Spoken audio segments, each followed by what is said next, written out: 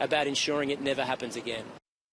For some more reaction to the Royal Commission's interim report, I want to bring in Julian Leeser, Shadow Education and Indigenous Australians Minister, and also a prominent Jewish parliamentarian. Welcome to the program. Thanks for having me, PK. Among the 14 recommendations outlined in this report, the Royal Commission said the federal government's counter-terrorism coordinator should become a full-time position. The Commonwealth and states should finalise nationally consistent gun laws and prioritise a further post-Port Arthur-style gun buyback, and that joint terrorism teams across Australia be reviewed as well. There are, of course, recommendations that remain classified. Is this the report that you were expecting? Well, we welcome the report, and there's lots in it, and including the 5 recommendations that we haven't been briefed on yet. But you have to remember that this was a Royal Commission that the Prime Minister never wanted to have. And it's not surprising he didn't want to have it, given some of its findings. It found that the National Security Committee of Cabinet was not match fit. It found that we needed a full-time, not a part-time counter-terrorism coordinator. It found that while the terrorism threat level went up, the funding went down, and it found that the response was so shambolic that they convened the wrong committee. They convened a policy committee rather than an operational committee. So there's lots to be done here, and this is the first step. The public hearings of the Royal Commission commence on Monday, and we will hear harrowing testimony from members of the Jewish community and from other Australians about how the country they've known and loved has changed as a result of the increase in anti-Semitism that we've seen over the last few years. Does it mean the Coalition will review your policy on guns? Because obviously that was really contentious in the Parliament. Well, let me say a couple of things about the guns. Firstly, when I went, as I did every day in the week after Bondi, and spoke to people at Bondi about the government's policy in relation to guns, people in the Jewish community, victims of the terrorist attacks and their families, were insulted that the Prime Minister had gone to guns rather than dealing with anti-Semitism. There was no call in the Jewish community to deal with guns.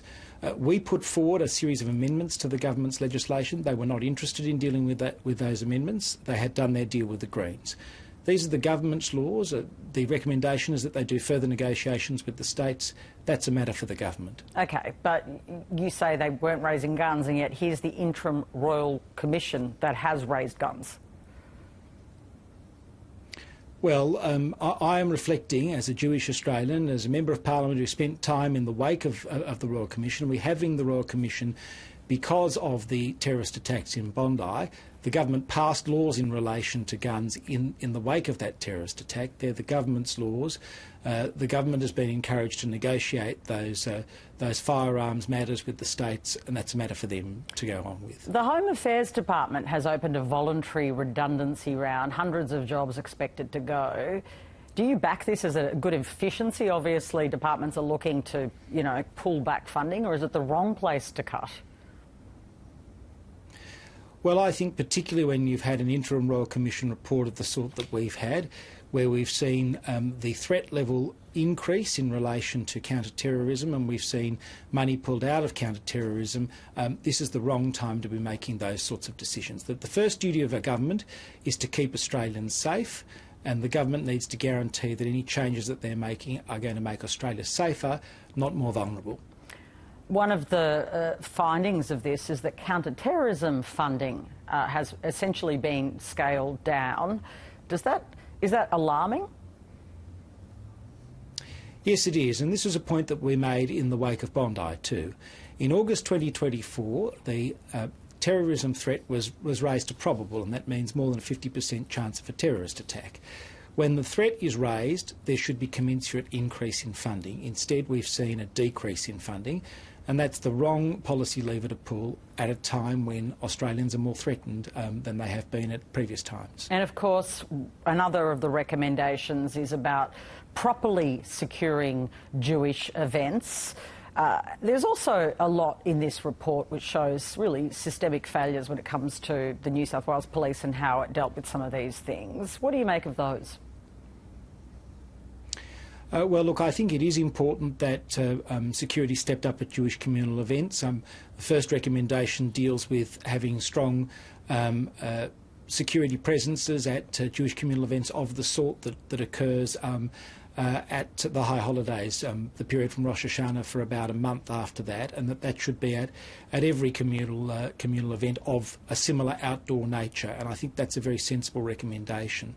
I think there were failures of the New South Wales authorities here, and the New South Wales Premier has admitted as much.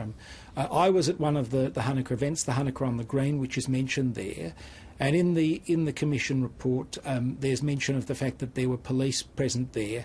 The truth is there were not police present there. In fact, myself and my state colleague actually got on the phone to the local police commander because we were very concerned after we'd heard reports of what had happened in Bondi that there was not going to be a copycat attack in St Ives where I was, because there were no police there. So I think there are some things that the state government needs to really pull its socks up on too. This is a very important report for all governments to deal with, but particularly the Commonwealth and New South Wales. The recommendations show legal and regulatory frameworks didn't hinder agencies to dealing with the attack. What does that say about the government's response? Well, I think it says that the government's response was lacking. Yes, it may not have had issues with regulation and legislation, but it was the way in which it approached the response. The fact that the National Security Committee of Cabinet was not match fit, the fact that we'd seen a decline in the funding of counter-terrorism activities despite an increase in the threat level, the fact that they convened the wrong committee to deal with these matters, the fact that we had a part-time rather than a full-time counter-terrorism coordinator, given the changed threat environment, all indicates that the government could have done so much better. And that's certainly the view of Jewish Australians, and it would be the view if you went down to Bondi and talked to people whose loved ones were murdered that night, or who are still dealing with the aftermath from injuries sustained, or are dealing with children who have ongoing nightmares because of what they saw on that day. So you think fundamentally, beyond law reform, this is a resourcing issue, and that's where the ball has also been dropped? Resourcing's part of it, but it's also an approach and a seriousness which we want to see the government take in dealing with anti-Semitism and in dealing with counter-terrorism more broadly. And we've been very critical of the government. You've heard me on this program many times being critical of the government's response to the growing level of anti-Semitism and the growing terrorist threat we've seen in this country over recent years. Julian Leeser, just finally, and on a different topic, a very devastating story today. You're also the Shadow Minister for Indigenous Australians. And we've this afternoon had the tragic and heartbreaking news of this Alice Springs little girl who's been found dead. The police are still searching for the man they allege has murdered her. What's your reaction to what is, I'm finding it very difficult to talk about, heartbreaking story? Well, this is absolutely devastating. It's devastating for the family of this little girl. Her mother put her in a place where she thought she'd be safe, as any parent would. When you've put your child in a place you think they're safe, and then to find that somebody's abducted your child and murdered them is an unimaginable horror. I want to say my sympathies and thoughts are particularly with the family, including with my colleague and friend Jacinta Price, who's the aunt of this little girl. I've got a very important message to the people of Alice Springs. It's very important that people assist the police with the inquiries in terms of trying to apprehend the suspect. We don't want to see any more children harmed, and it's really important that that they get the person they're looking for. Yeah, that's absolutely right. Thank you so much. And that was the Shadow Education and Indigenous Australians Minister Julian